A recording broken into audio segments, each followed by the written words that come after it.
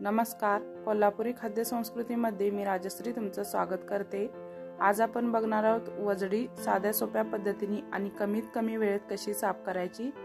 चला तर आपण वजडी कशी साफ करायची ते बघूया। तर इथे आम्ही अर्धा किलो वजडी घेतली। आमच्याकडे याला आतडी कोतळा बोलतात। तर आता आपण हे साफ करून घेण्यासाठी याच्यामध्ये कडकडीत उकळलेलं गरम पाणी घातलं आणि 10 मिनिटं असंच ठेवून दिलं।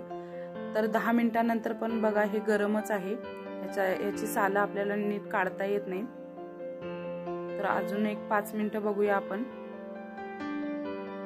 तर आता याच्यातलं पाणी काढून घेऊया 5 मिनिटांनंतर। आता याच्यामध्ये कोमट पाणी घातलं, हे लवकर थंड काय होणार नाही। तर याच्यामध्ये पाणी घातलं कोमट आणि आता बघा याची सालं काढता येतात।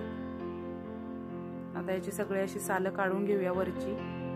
इथे वजडी साफ करून झाली।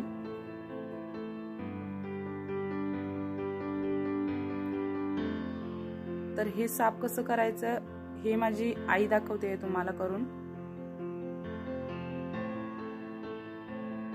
तर इथे आतडी कशी साफ करायची ते बघूया। तर याच्यातलं असं आपल्याला सगळी घाण काढून घ्यायची आहे। याला साफ करण्यासाठी थोडा वेळ लागतो आणि पाणी पण जास्त लागतं। 3-4 वेळा याच्यामध्ये पाणी घालून आपल्याला असं आतमधलं सगळी घाण काढायला लागते।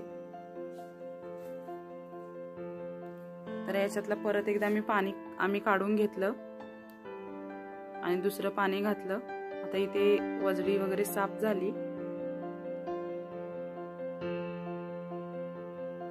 आता हे कट कसं करायचं ते बघूया। तर आम्ही इथे विळ्यावर कट करणार आहे याला।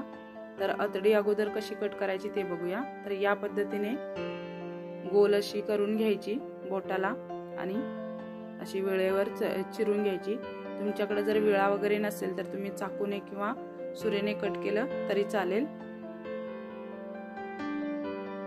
आता आपण वजडी कट करून घेऊया। तर याच्या आधी छोटे छोटे पार्ट बनवून घेऊया, म्हणजे तुकडे करून घेऊया आणि अशी उभी कट करून घेऊया।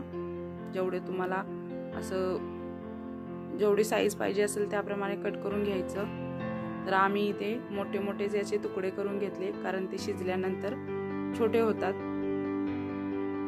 तर या पद्धतीने आपण सगळी वजडी कट करून घेऊया।